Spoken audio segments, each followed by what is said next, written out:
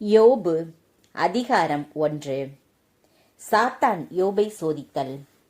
ஊசு என்ற நாட்டில் யோபு என்ற ஒருவர் இருந்தார். அவர் மாசற்றவரும் நேர்மையானவருமாய் இருந்தார். கடவுளுக்கு அஞ்சி தீயதை விலக்கி வந்தார்.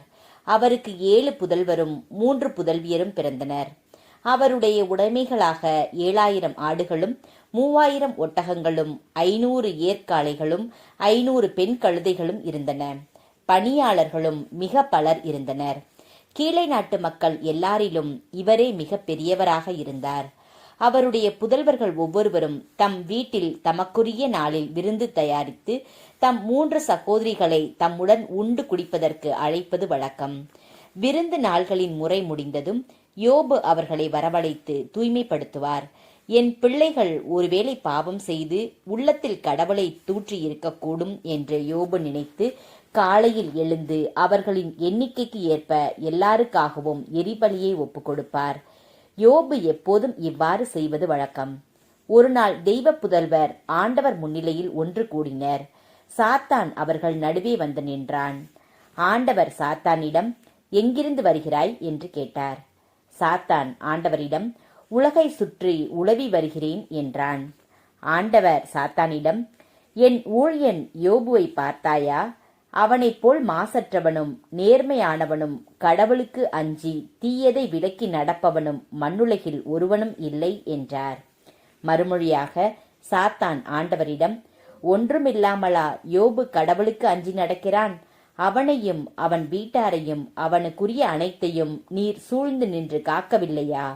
அவன் கை வேலைகளுக்கு ஆசி வழங்கவில்லையா? அவன் மந்தைகளை நாட்டில் பெருகச் செய்யவில்லையா? ஆனால் உமது கையை நீட்டும், அவனுக்குரியவற்றின் மீது கை வையும். அப்போது அவன் உன் முகத்திற்கு நேராகவே உம்மை பழிப்பான் என்றான்.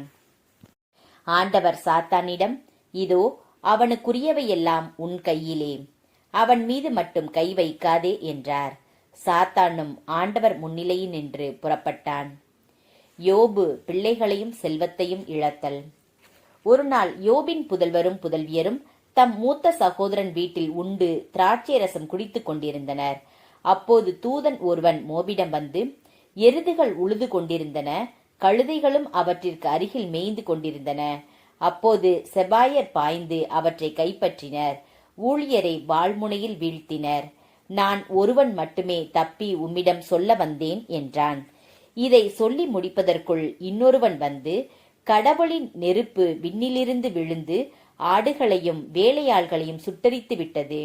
நான் ஒருவன் மட்டுமே தப்பி உம்மிடம் சொல்ல வந்தேன் என்றான். இதை சொல்லி முடிப்பதற்குள் இன்னொருவன் வந்து, கல்தேயர் 3 கும்பலாக வந்து ஒட்டகங்கள் மேல் பாய்ந்து அவற்றை கைப்பற்றி கொண்டனர். ஊழியர்களை வாள்முனையில் வீழ்த்தினர். நான் ஒருவன் மட்டுமே தப்பி உம்மிடம் சொல்ல வந்தேன் என்றான். இதை சொல்லி முடிப்பதற்குள் இன்னொருவன் வந்து, உம் புதல்வரும் புதல்வியரும் தம் மூத்த சகோதரன் வீட்டில் உண்டு திராட்சை ரசம் குடித்துக் கொண்டிருந்தனர். அப்போது திடீரென பெரும் காற்று பாலை நிலத்திலிருந்து வீசி வீட்டின் 4 மூலைகளிலும் தாக்கியது. வீடு இளைஞர்கள் மேல் இடிந்து விழ அவர்களும் மடிந்து விட்டனர். நான் ஒருவன் மட்டுமே உம்மிடம் சொல்ல தப்பி வந்தேன் என்றான். யோபு எழுந்தார். தம் ஆடைகளை கிழித்து கொண்டார். தம் தலையை மழித்து கொண்டார். பின்பு தரையில் விழுந்து வணங்கி, என் தாயின் கருப்பையின் நின்று பிறந்த மேனியனாய் யான் வந்தேன். அங்கே திரும்புகையில் பிறந்த மேனியனாய் யான் செல்வேன். ஆண்டவர் அளித்தார், ஆண்டவர் எடுத்து கொண்டார். ஆண்டவரது பெயர் போற்ற பெறுக என்றார். இவை அனைத்திலும் யோபு பாவம் செய்யவும் இல்லை, கடவுள் மீது குற்றம் சாட்டவும் இல்லை.